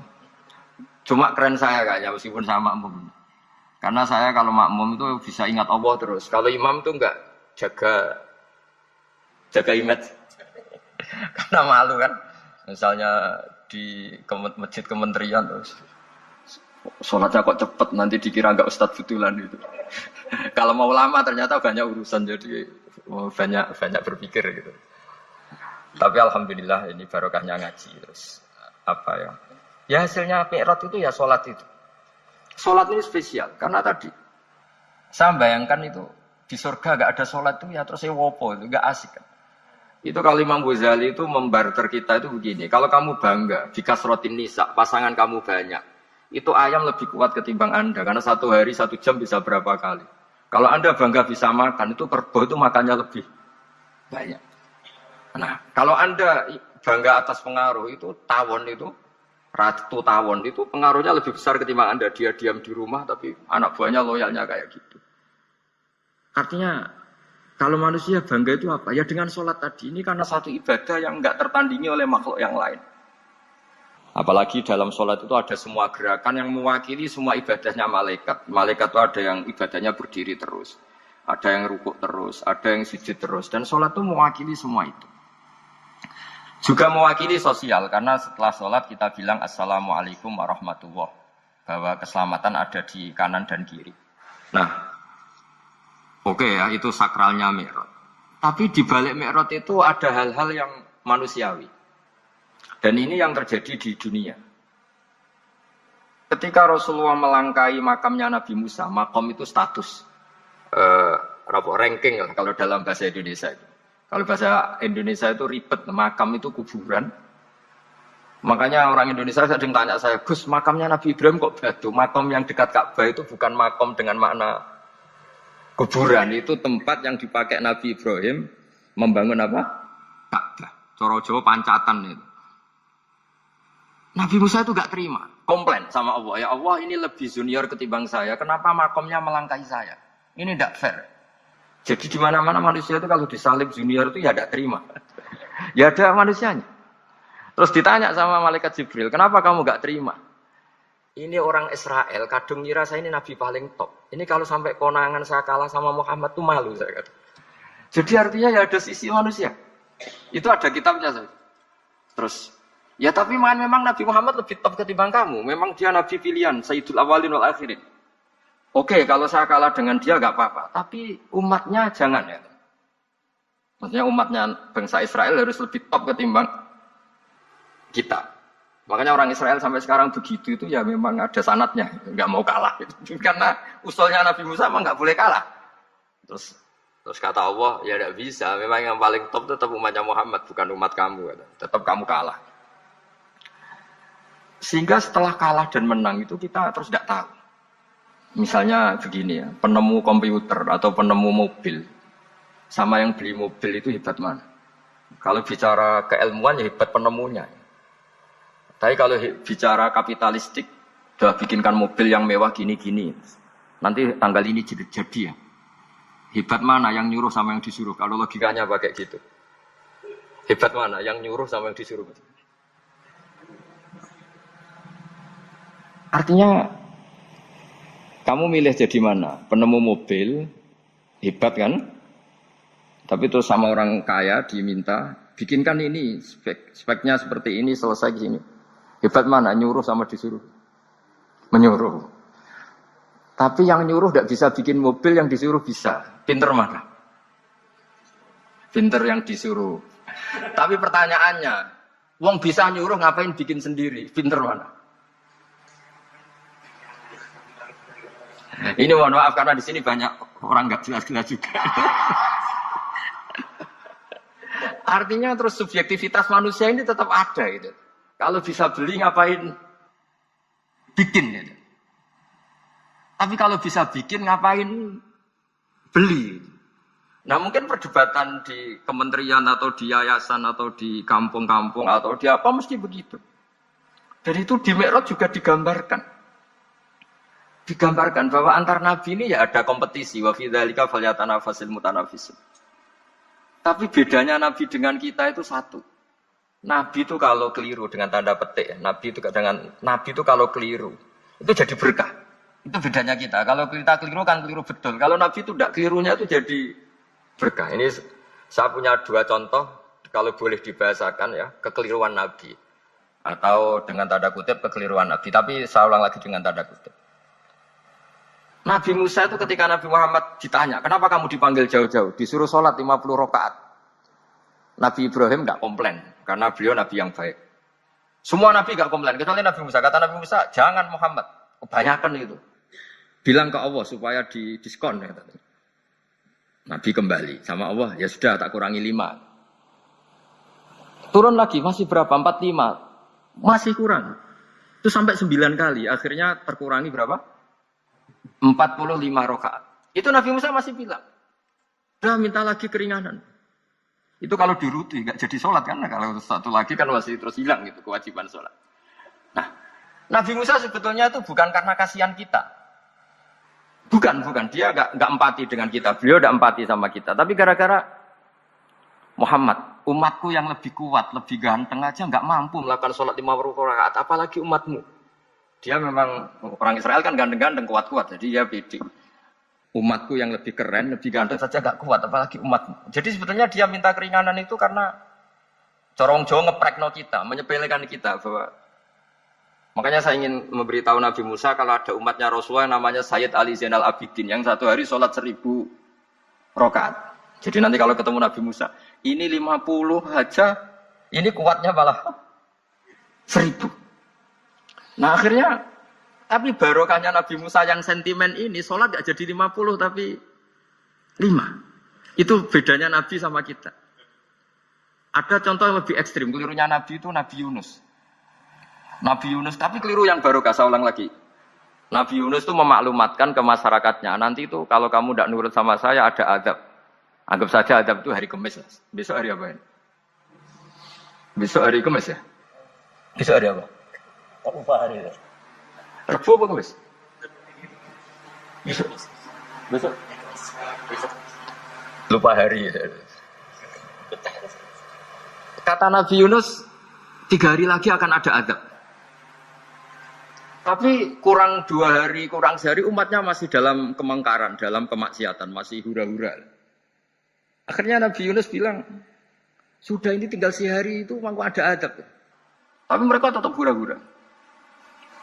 Akhirnya Nabi Yunus itu cara Jawa itu minggat. Memang bahasa Arabnya abaqo itu pergi yang tidak pamit. Itu kalau kamu cari di kamus abaqo itu maknanya itu minggat, pergi yang tidak pamit. Sama Allah dibahasakan abaqo.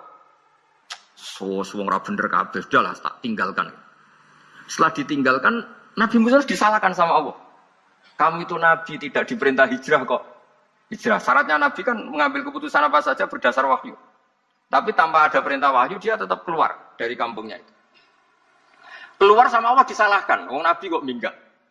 Akhirnya ketika dia di kapal, di perahu itu, dulu itu ada mitos, kalau ada perahu mau tenggelam, pasti ada yang minggat, diundi. Sampai 3 kali yang keluar dia, akhirnya tahu diri nyemplung. Nyemplung terus ditelan ikan nun. Pokoknya ikan besar lah. Diberi sanksi sama Allah, karena dia Nabi kok melanggar, diberi sanksi ditelan ikan nun. Telan ikan nun karena beliau seorang nabi, perutnya ikan itu jadi masjid, dia baca tasbih terus. Tapi barokahnya dia minggat tadi asbaqo. Akhirnya 1 hari itu mau ada azab besar itu orang-orang nginceng rumahnya dia. Diinceng. Kalau betul ada azab, pasti orang ini lari. Masa ada azab dia di sini? Diinceng ternyata gak ada. Wah berarti bener ini ada azab. Buktinya dia gak ada katanya. Jadi unik. Akhirnya dicinceng gak ada terus dia, wah berarti ada azab betul. Hari itu masyarakatnya tobat semua karena ini ada betul. Buktinya Nabi Yunus sudah lari, berarti dia ada ingin kena. Padahal dia lari itu karena mangkel punya umat yang nggak nurut tadi. Wah sudah. Setelah sekian hari dia cari-cari kabar. Umatku itu kena azab enggak? Ternyata berita yang masuk dulu tidak ada medsos, tidak ada WA. Dulu itu nggak ada itu. Dengar kabar kalau umatnya tuh nggak kena azab karena 1 hari sebelum ada adab tobat semua. Terus dia nggak berani pulang. Karena ada hukum sosial di sana. Kalau ada orang bohong, hukumnya dibunuh. Berarti terus beliau berpikir, saya mesti dianggap bohong. Katanya ada adab kok. Masyarakat saya baik-baik saja. Akhirnya setiap ketemu kaumnya dia lari karena takut dibunuh. Ternyata kaumnya sudah iman semua, mau ngejar dia dijadikan imam.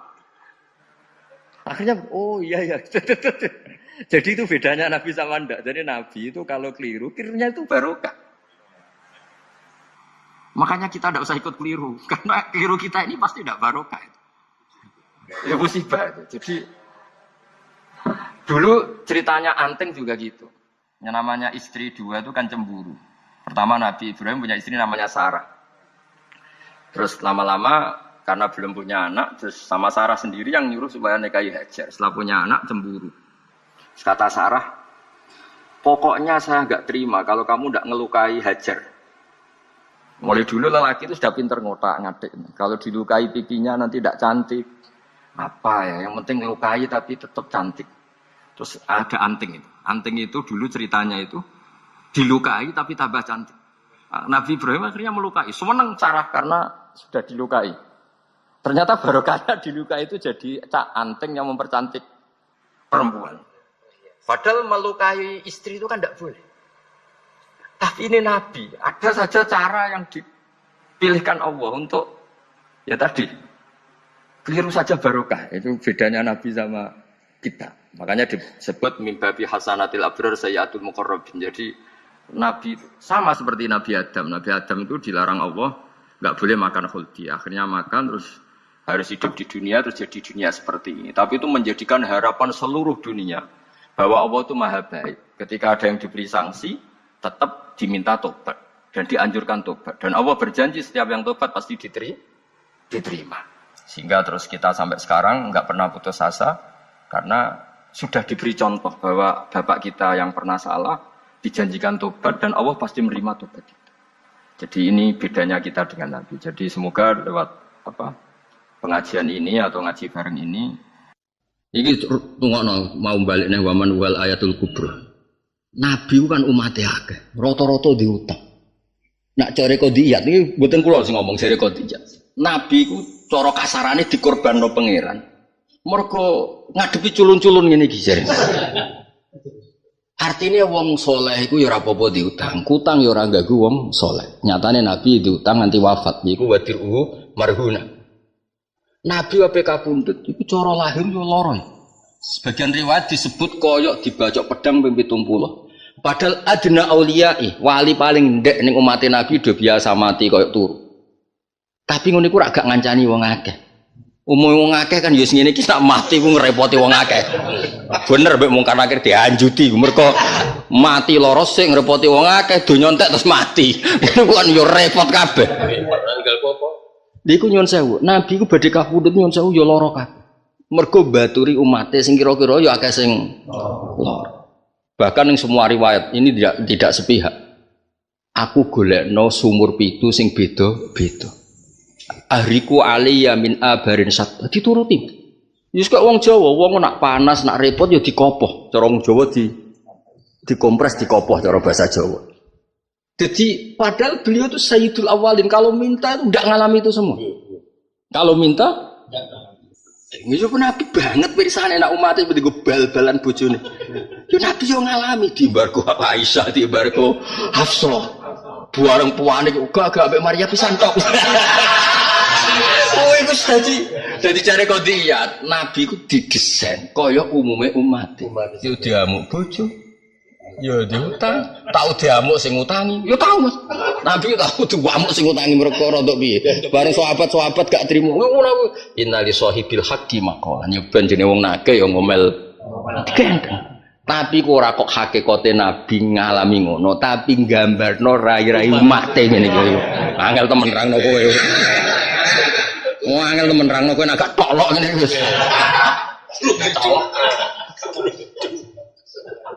Jadi kabeh sing dialami Nabi iku mergo nganggo ukuran umum. Nah iku terus diceritakno Ihya wasairu bisairi du'afa iku daruratul anbiya wal auliya wal ulama. Jadi dakwah nganggo ukuran umum iku ukuran kebanyakan dan nabi-nabi dipaksa Allah harus melakukan itu. Umumnya wong seneng wong wedok, Nabi yang ngendikan wa hubbi ilm dunya aku matibu wanisa. Bedane Nabi selamat nak kowe ya mbah. Tapi nak senenge iku padha, cobane ya padha. Tapi ora usah ditapekno ya pokoke ngono. Pokoknya ngono. Aduh ngaku ya. Gak dhisik dia kecoba dhuwit wong wedok iki jauh dhisik ndi? Dhisik ndi kecoba wong wedok dhuwit dhisik ndi? Gak nak kowe wani kecoba kena kiri wani kecoba wedok. Misale ra dhuwit blas wani wedok. Rawani dhisik ndi? Gak. Sing ngalami ini. Dhisik ndi? Maksudnya radhi duit lah tetap sahabat ya. Wah.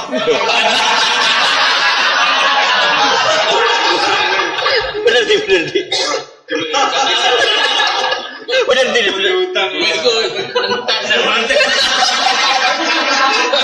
di. Itu donat tak kok donat. Di.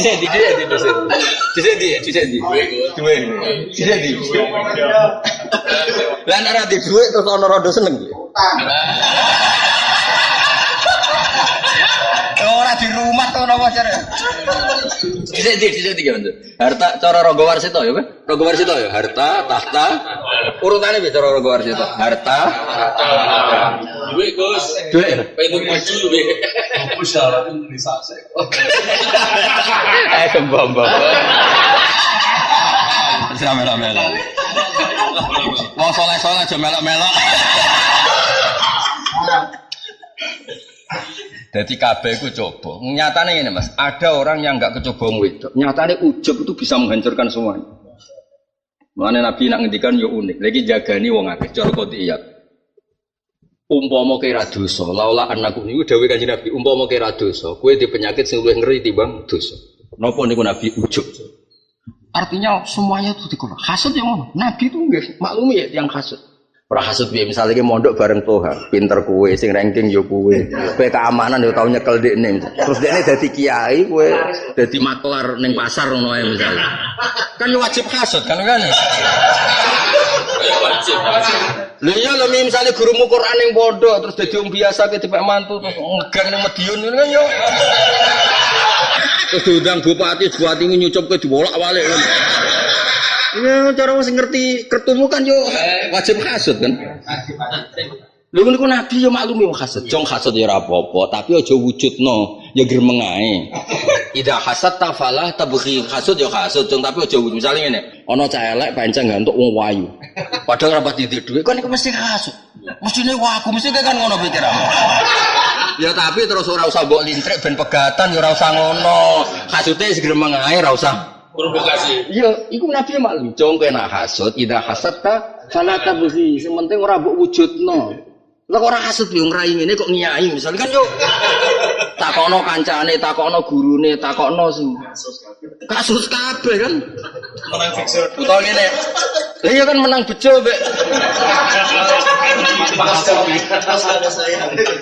Dadi Nabi itu koyo apa? Barang-barang salah wis dikelola. Barang salah. Di mana? Idza hasatta fala tabghi. Terus kowe nak diwatak suudon, Jong, aja terusno.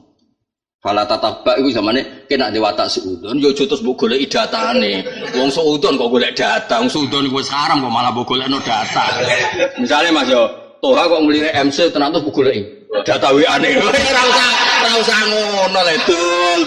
Suudon ya suudon ae. Tapi fala tu hakik iku cara Jawa aja mbok golekno data, mbok golekno data ya akiyane lho. Rai-rai ngene. Mbok cek HP-ne. Yo cete yo macam-macam. Enggak ada data bisa. Lho tenan iki kisah nyata ya, iki gak bohongan. Ana kiai rodok hasud, ambek kiai biasa lah kiai kan hasud ambek kiai mosok bebakul es kan.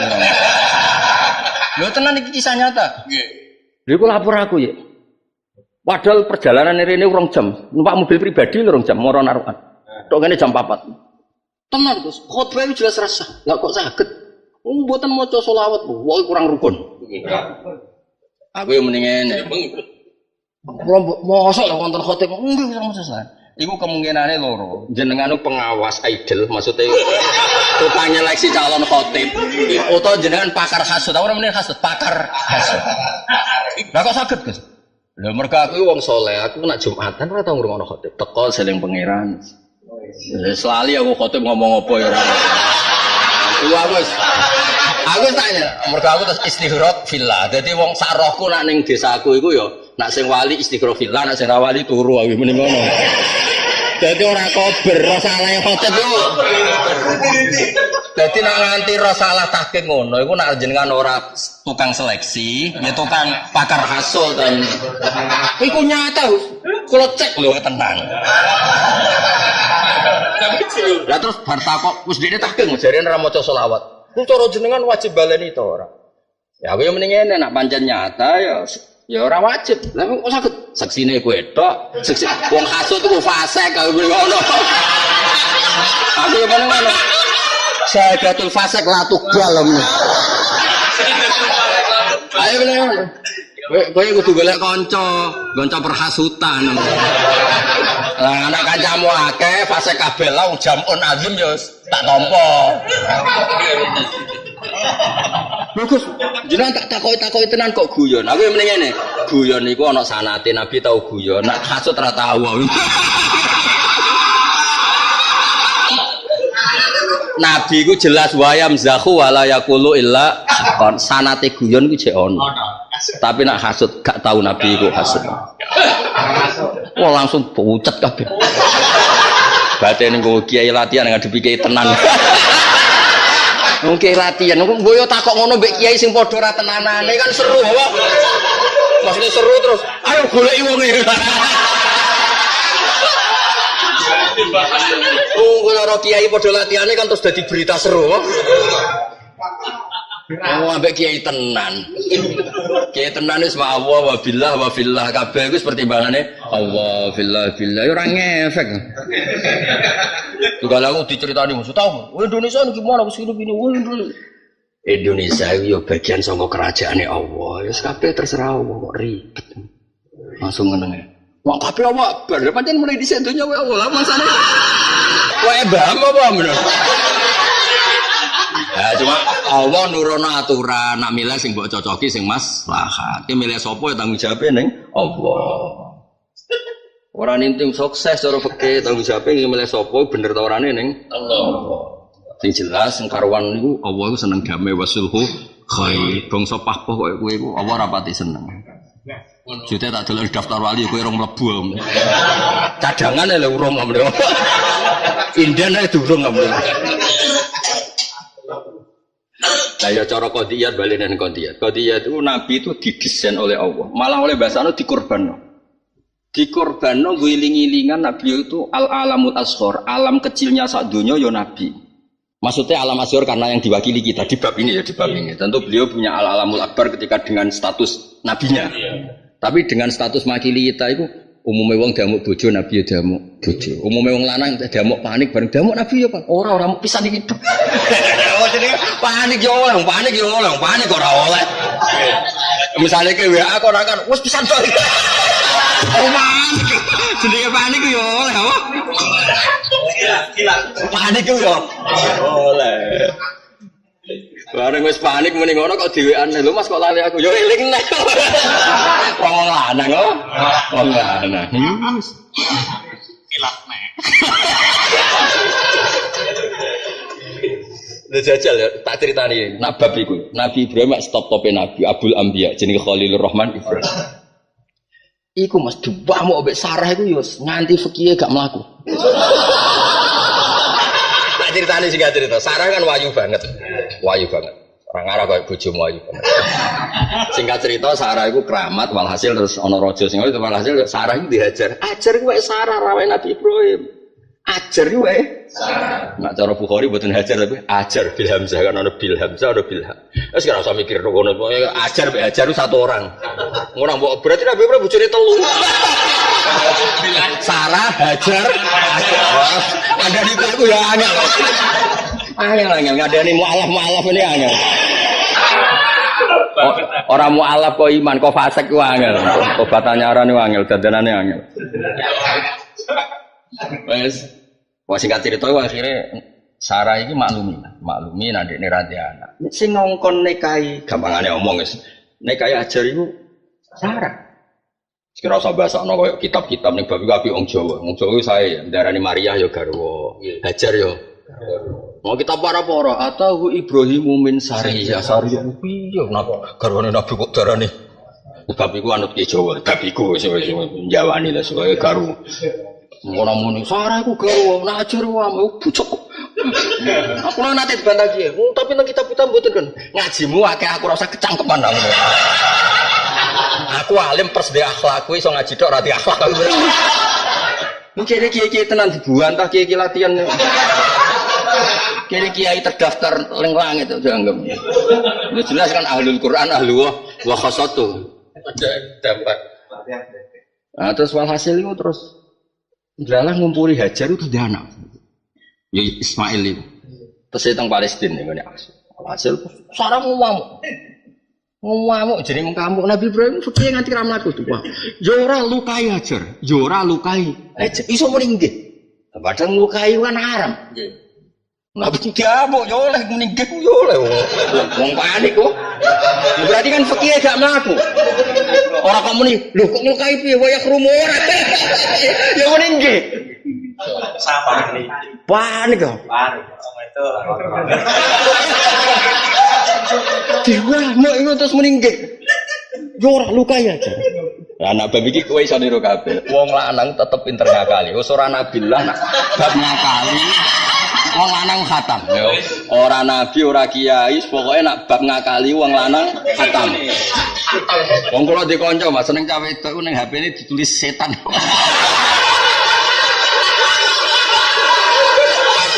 Kadang ditulisi Parjo padahal wedok apa? Nggih. Ditulis Parjo, Parno padahal wedok. Wah, sok ngene-ngene ki hafal. Pokoke wong aku sandal.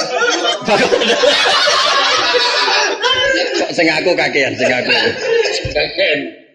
Nabi Ibrahim Mas bareng kon. Iki sing crita ithaf mboten kula, Sarah Ikhya. Wah, aku wis kadung muni yo nglukai ya. Dosa. Tapi semuni yo. Dongan. Padahal pikirane Sarah nglukai pipine tayurunge kan dadi elek. Pikirane Sarah. Ya elek wong ayu koyo foto gunting sithik. Pipine mbok berat tenan wis tetep elek ya. Utawa irunge mbok dongan piye nglukai tapi tetep ayu. Tapi wis nglukai terus dadi anting-anting. Terus dicoblos kuping. Betul. Dadi malah dadi ayune. Sarah wis ora iso bantah. Sarah wis ora iso bantah nyatane dilukai kan. Coblos. Tapi mulane pokoke wong lanang ora nabi ra kiai bangsa ngakali. Dadi nglukaine masuk tapi tetep ayo. Daya wiane tetep darane pacaran gak gelem. Dakwah jare tuwa. Jare dakwah ning ukti mantene. Dakwah kok sadar. Pengalaman. Jadi jenenge nang bakal sandal ya? Sandal. Buka-buka bojone gak krungu ngaji.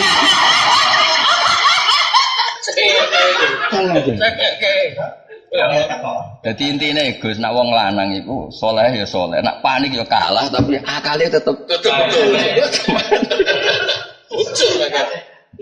Wah, akhirnya dilukai, itu terus jadi anting, jadi api. Akhirnya Hajar orang ngamuk Nabi Ibrahim, nyatane dadi ayune. Sarah wis ora berhak ngamuk, nyatane wis dilukai. Iku pintere wong lanang. Nah, jadi nak darani mau WA mi dakwah. Ning sapa ha ukhti.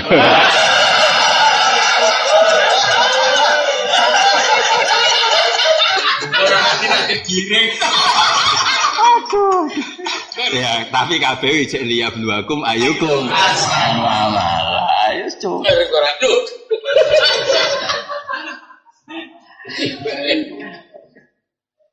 Ora kok saja. Sabar. Jadi kabeh Mas. Lah unik iki jare qadiyat. Rungokno malih iki sik ngaji waman wal ayatul kubra limu tabirin. Semua nabi itu dikorbankan untuk percontohan ilmu. Mulane kadang nganti ra pantes jajal kowe dadi kiai wisen. Iki contoh. Kowe sami trimo kiai Madiun isen. Wis ngimami wis ning mihrab Mas. Terlali gak mandi junub. Lho iki lha isen. Oh isen mama. Lho jae Mas, mama. Lho wis saking Mansur besok isin. Aku ora ngaku. Isin enggak? Ya Allah. Isin timoro doe kok lali. Nek ora rasane rodo. Gak isin gak intro kowe. Isin. Wis yang masjid, wis yang mihrab.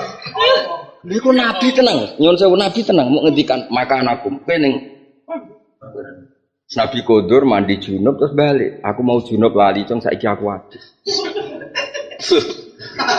Artinya ngene, Nabi ku nggo nyontoni apapun malu Anda hak itu di atas segala. Hak di atas segala. Tapi sing dikorban Allah ya Nabi ne ngalami. Ora kok mau Bilal kon ngalami kok Nabi sing umumno iku ora kok. Ya Nabi masih ngalami iku. Piye lagi iku?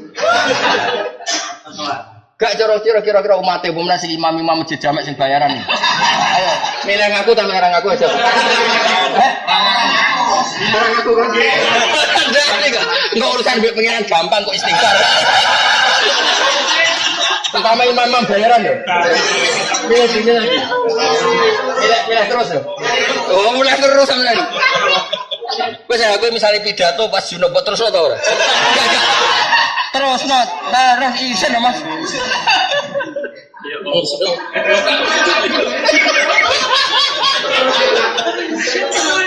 Saya hadirin dulu tak. Tawani ngene terus. Ngapunten hadirin kula ngerti. Oke, sampel. Jadi kalau nak baca kodiyah tuh tak anggap analisisnya apik. Nanti kabeh nabi dikorbanno pangeran demi utuhe ilmu. Nganti kudu nglakoni barang sing ora pantes. Terakhir sing paling masyhur dan itu dadi dalailun nubuwah. Nabi kon nikahi Zainab padahal mantan mantu anak angkat. Cara Jawa kan gak pantes anak angkat. Dan Nabi nyun sewu ya ora wani, Nabi ya gak ada basariah. Cara wong Jawa dana omongane wah. Malah mbek pangeran kowe nabi, nek jenenge nabi alladzina yuballighuna risalatillah wa yakhshawnahu wa la yakhshawna ahadan. Wis dadi nabi sing tenanan mat wedi mbek aku tok. Aja wedi mbek manusa. Piye gitu pikir kowe to. Wah, nek nabi terus pilihane pangeran tenan gak ngono lara kabeh. Ditetir diutang jek wong Yahudi lho. Diutang wong ra salat isin, diutang wong Yahudi. Gue nunjukno namu amal Yahudi ku sah. Wes toror mulai Nabi ngendikan asyadul bala al anbiya semal amsal fal amsal. Bala gak ono cobane ha, anane nikmat tok. Akhir. Wabut lho dicoba seneng MCU wabut. Mari ngene lho. Dekne semuni Sohibul Fadilah lho. Dadi kan wah berarti gelem, jadi ngelem aku ngomong niku sapalan, ora dijiwa.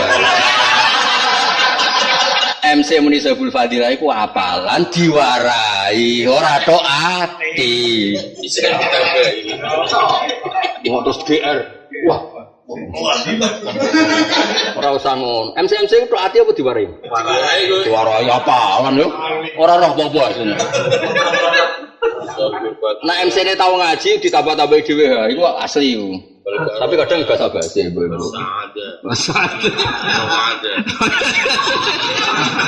Orang ada. Lima ngaji.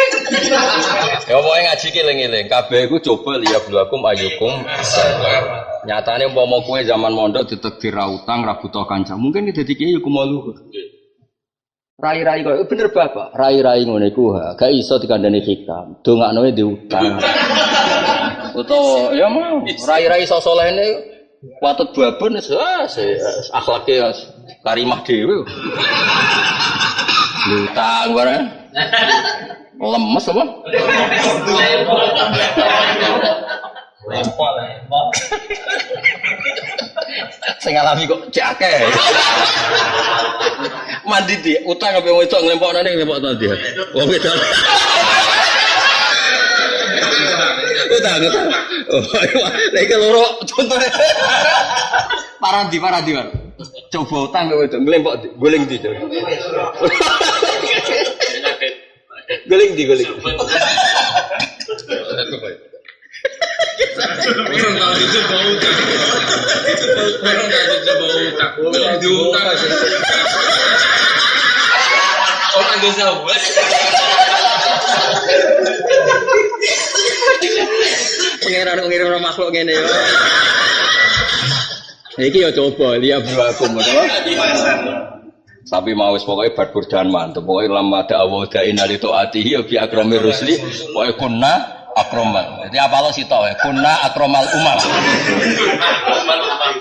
ya kunna soalnya ketemu mungkar nakir sopo aku itu sopo kunna akromal umam akromal umam jam lebih neraka orang pantes akromal umam jadi hanjuti orang pantes iya, di bukti ini orang digandeng ketuamu, ya nyorong. Dia berdua supaya muji sapa wakum liyaktabirakum fil hayat ayyukum ahsanu manane atau oleh taat lillah maring Allah. Mulane Dawe Sufyan Ats-Tsauri nak ngendian ngene. Akeh wong soleh dicoba dosa sitok, tapi dadekne mlebu swarga. Akeh wong soleh ngapik duwe kaapian sitok dadi mlebu neraka.